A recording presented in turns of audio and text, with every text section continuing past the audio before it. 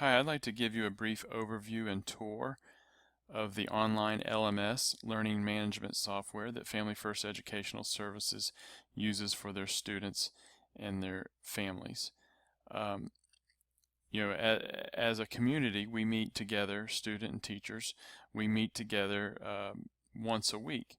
And so our instructional time, therefore, is limited. And this LMS allows us to transcend time and space, so to speak, and enter into the home of each student and deliver instruction and communicate other important ideas or facts or whatever is necessary in being communicated. So this LMS is a means for instruction, communication, and record keeping, as we may see here as we go through the tour, record keeping of grades and assignments at the end of the year. Well, it's good for short term because students can track their grades and how they're learning, how well they're doing. But at the end of the year, each parent will be provided a comprehensive record of all the grades and assignments that they can use for their records, for their portfolio, and so forth. So again, this LMS is a great way to deliver instruction as well as communicate and keep records. So I have logged on to a student's account, and this student is taking 4 classes, and I can click on, which we will later, I can click on one of these and go to the material or that class page. As you can see, I chose a good student. Their grade is, this is at the end of the year, but their grade is posted on each icon. But before we go to a class page, let's talk a little bit more about communication. You see a calendar here. If I click on full calendar, the student can see everything that's going on within the month, within the week, or past, or even future if the teacher has their calendar filled out in advance. But they can see what's going on for each class, what's going on, what's required, what's been assigned, and so forth. And there's actually some of these they can click on to go to that particular assignment and so forth.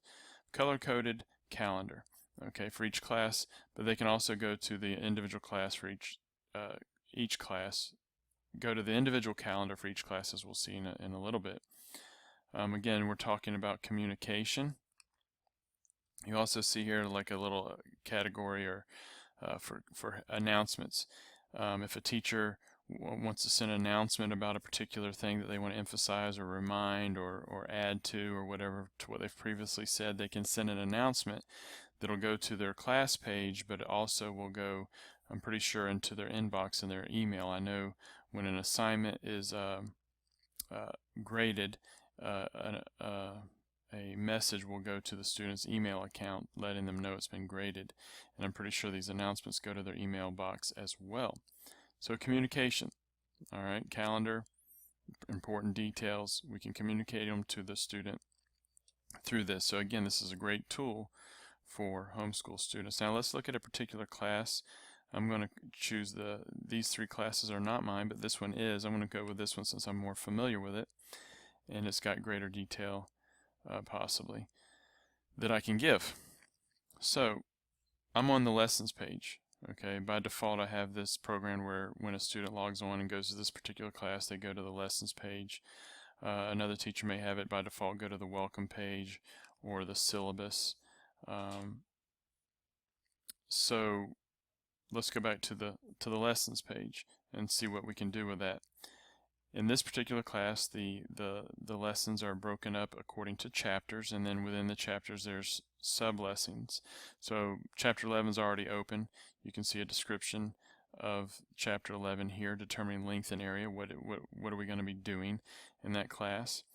And then you see within that subcategories. Okay, the blue icons are where the students actually go for lessons. The icons with the question marks are where that's a link they follow to submit their assignment. So they receive the lesson, they're given an assignment, they do it from the textbook, and then they enter selected answers from their assignment online so the teacher can see how well they are learning and progressing and so forth.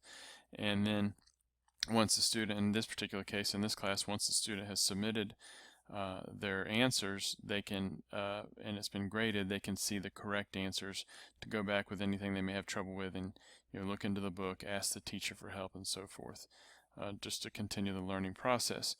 But let's talk about delivery of instruction.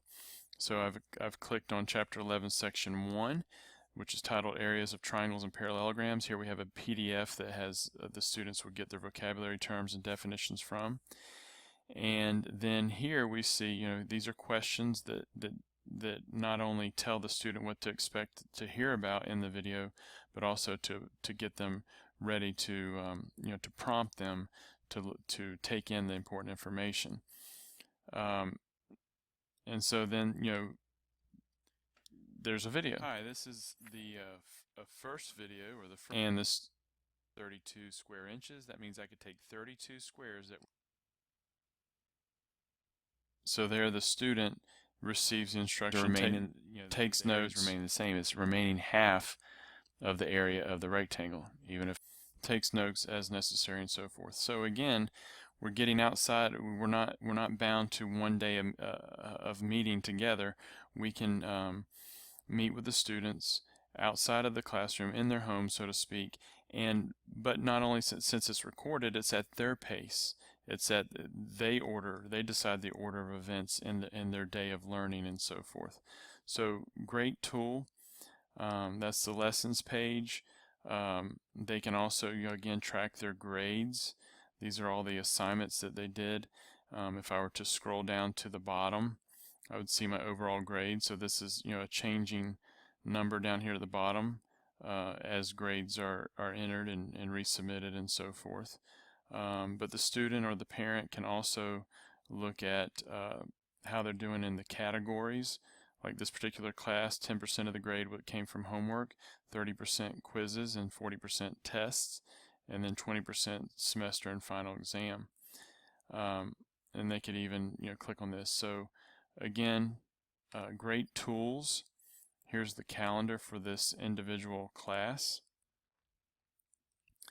And you can also have student forums and so forth. There's other things that other teachers may use that you're not seeing necessarily on this geometry class. Let's click maybe to the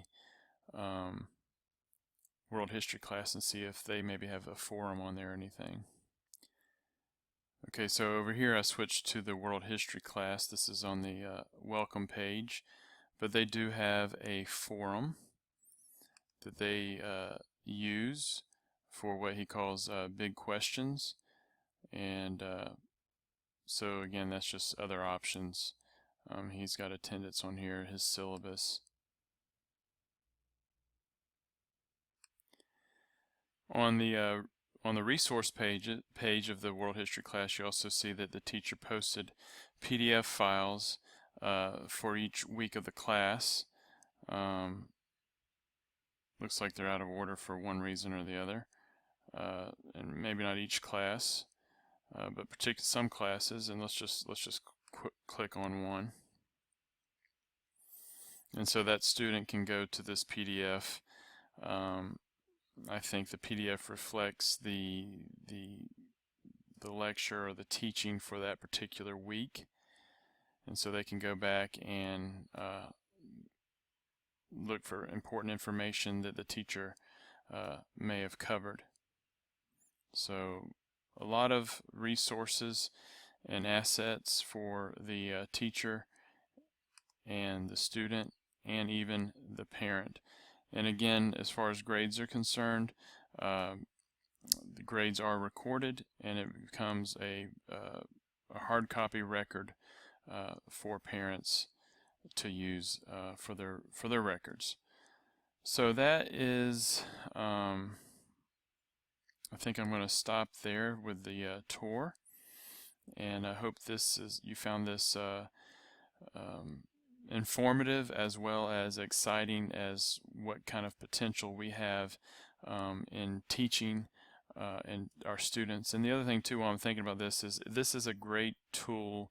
For students have to use this. It's a great way to help them develop responsibilities, a sense of responsibility and time management, And this is the now and the future of learning online.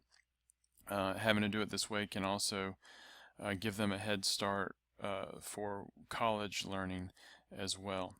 So thank you for your time. I will end it here.